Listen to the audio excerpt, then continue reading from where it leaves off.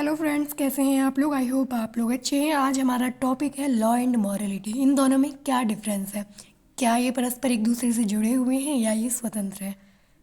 कानून राज्य द्वारा अधिरूपित होता है, तकनीकी और सुनिश्चित भाषा में अभिव्यक्त होता है और विधि का पालन ना करने पर दंड का प्रावधान होता है। लेकिन मॉरलिटी क्या है? मॉरलिटी सामाजिक जीवन का आधार है। सामाजिक अनुमोदन पर ये आधारित होते हैं। मॉरलिटी को एग्जीक्यूट कौन करता है? सामाजिक दबाव के कारण एग्जीक्यूट करते हैं। यहाँ पे सुनिश्चितता का अभाव होता है। H.L. हार्ट कहते हैं कि सामाजिक सर्वाइवल के लिए शेयर्ड मॉरलिटी का पाया जाना आवश्यक है। और विधि का उद्देश्य क्या है? विधि का उद्देश्य न्याय है, और न्याय देखें तो लोक अर्थों में नैतिक आचारों पर आधारित है। विधि और नैतिकता के संबंध में विवाद रहा है। ये एक बहुत ही इम्पोर्टेंट और आप लोगों को समझ में भी आ जाएगा इस विवाद को पढ़ने के बाद। क्या हुआ था? द्वितीय विश्व युद्ध के दौरान एक सैनिक छुट्टी पर घर आया और हिटलर युद्ध पद्धति पर टिप्पणी की। उसकी जो पत्नी थी उससे जलती थी और उसने अपने पति से छुटकारा पाने की नीयत से, यह जानती हुई कि अगर यह सूचना मैंने दे दी तो उसे फांसी दे दी जाएगी, फिर भी उसकी पत्नी ने हिटलर के अधिकारियों को सूचना दे दी और उसके पति को विधि के अनुसार फांसी की सजा सुनाई गई। इस बिंदु पर विश्व युद्ध की समाप्ति पर पत्नी को दंडित किया गया और न्यायालय ने यह कहा कि जिस विधि के अंतर्गत सैनिक को दंडित किया गया था वह निरंकुश और असामयिक थी।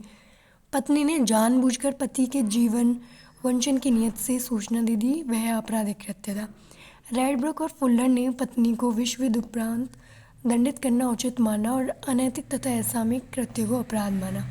हार्ट ने इसका प्रतिवाद किया और कहा कि अनैतिक और असामयिक विधियाँ भी प्रमाणवादी कसौटी के कारण विधि है। ज़्यादा असामयिक होने पर अनुपालन की बाध्यता नहीं रहती और ऐसे मामलों में भूतगामी प्रभाव से विधि निर्मित कर ऐसे कृत्यों को आपराधिक कृत्य बनाया जा सकता है। क्या समझे? विधि के अकॉर्डिंग तो वो सही था, उसे फांसी दी गई, लेकिन नैतिकता की दृष्टि से ये सही नहीं था क्योंकि ये तो निरंकुशता थी, सिर्फ उसने टिप्पणी ही तो की थी। चलिए आगे एक और ज़रूरी छोटा सा पॉइंट समझते हैं। 1957 में ऑल-फैंडन कमेटी की एक रिपोर्ट इस बिंदु को लेकर आई थी, क्या समलैंगिकता और वेश्यावृत्ति सही है। इस पर रिसर्च की गई। कमेटी ने यह निष्कर्ष निकाला कि वेश्यावृत्ति स्वयं में अवैधानिक नहीं है, परंतु सार्वजनिक स्थानों पर वेश्यावृत्ति या दूसरों को प्रभावित करने वाली वेश्यावृत्ति से संबंधित व्यवहार अवैधानिक होगा और इसकी आलोचना भी की गई। आलोचना की गई कि वेश्यावृत्ति और समलैंगिकता सही कैसे हो सकती हैं।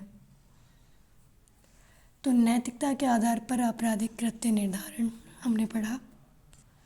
आज के टाइम पे भी हम देखते हैं कि जो अत्यधिक स्वतंत्रता होती है उसे नैतिकता पर आक्रमण माना जाता है। जैसे LGBT के अभी विवाद आया था इसको लेके, या एडल्ट्री को लेकर, और भी बहुत सारे हैं। 2009 में हमने पढ़ा था कि किसी हॉस्टल में सेक्सुअल बिहेव को कंट्रोल करने के लिए कुछ नियम बनाए गए थे। तो वहाँ पे कंक्लूजन निकाला गया है कि नैतिकता मानव समाज हेतु सीमेंट और आपराधिक विधि को लोक नैतिकता लागू करने का प्राथमिक कार्य पूरा होना चाहिए। नैतिकता समाज में सीमेंट और कंक्रीट की तरह कार्य करती है। चलिए आगे ऐसे छोटे छोटे वीडियो पर मिलते रहेंगे। Thank you.